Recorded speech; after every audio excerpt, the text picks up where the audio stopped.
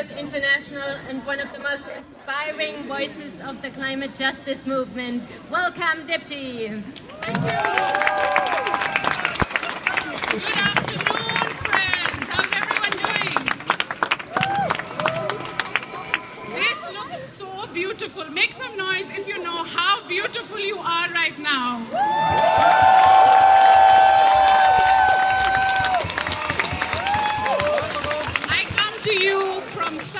In Mozambique, in southern Africa. The temperature looks a little bit different than it is right here. But I also come from a country where 70% of our people do not have access to electricity. 70% of our people do not have a light bulb in their homes. But yet, we are a coal country. But all the coal which is mined from the land of Mozambique goes straight to the port and out of the country for export. That's the reality of the world that we live in. Our anti-colonial struggles were amazing struggles. They were absolutely amazing, but they made one mistake. Instead of transforming the colonial state, we occupied the colonial state. So we have the same old system. We have the same banks and the same corporations who are now mistreating our people. And that's what we need to change.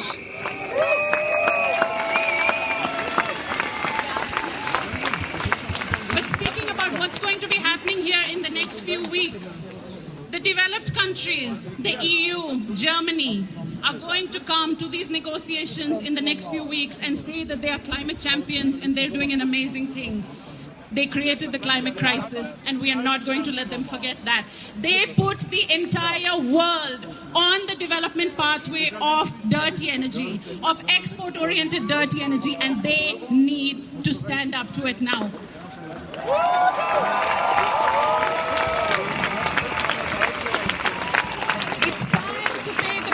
And guess what? We are not going to be left with paying the bill. Sorry, it's not going to happen. We need to stop dirty energy throughout the world, and it needs to start with the rich countries who created this crisis and who are benefiting from it. What does that mean? That means drastic emissions reductions. That means finance. That means justice for impacted peoples. That's what the transition needs to look like.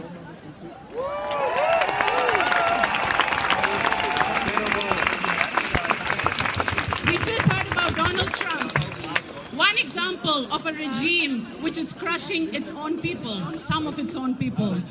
We're not surprised by anything that comes out of there anymore because it's a regime that's entrenched in white supremacy. It's entrenched in racism, systemic racism and systemic sexism. But let's not forget, let's not pretend like this is only happening in the United States. We know the rise of the right in India, the country where I was born. We know the rise of the right in the Philippines, in Brazil, here in Germany, in the UK. We need to be really, really careful. We need to really fight against this. But you have regimes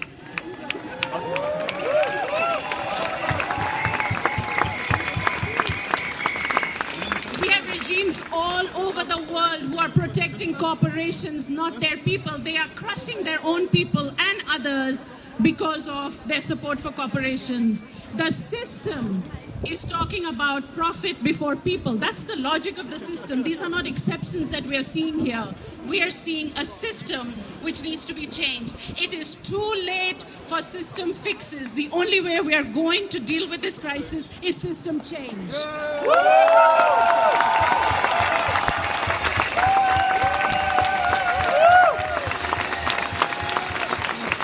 Because this is not just a climate crisis. This is also a biodiversity crisis. This is also an inequality crisis. This is also an unemployment crisis. This is a crisis where a large proportion of people go to bed hungry. Why is that happening when we have others who consume more and more, including our southern elites? I'm not saying this is only happening in the north. This is happening also in our countries, but it's something that needs to be challenged. It's something that needs to be challenged from the base. This is not about fixing what's going on. This is about radically transforming what needs to be transformed.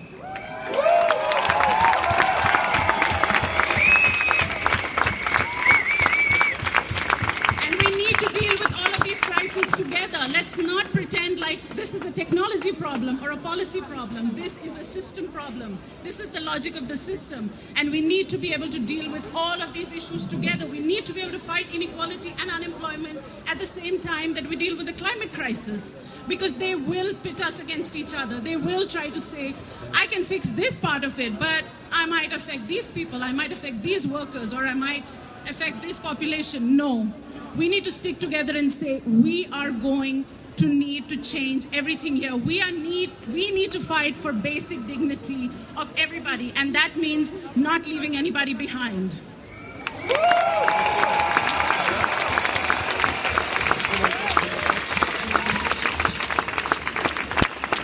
We need energy. It should be a human right. It should be something that everybody has access to. We need a global energy transformation. There is no doubt about it. If I can say in my very bad German, we need a global Energiewende.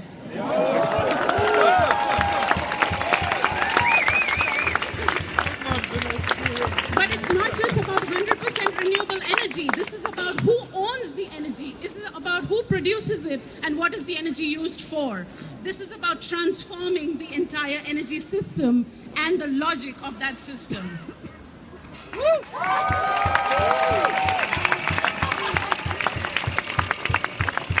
I don't need to tell you what impacts we are already facing. The droughts, the famines, the hurricanes, the supercharged hurricanes are already impacting people's lives in a terrible way. We need to address this right now. We should have started addressing it 50 years ago, but we have a choice to do it right now, and we need to address it now.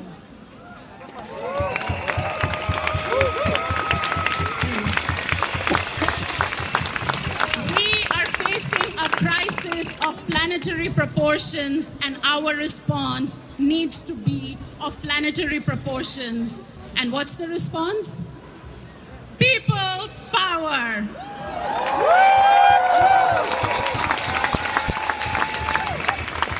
We need to push for system change, and people power is how we will do it.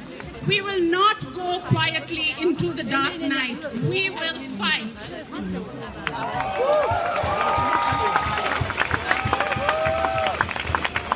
With hope and optimism and love for each other, we need to take care of each other in the movement. We need to take care of ourselves, and we need to take care of Mother Earth.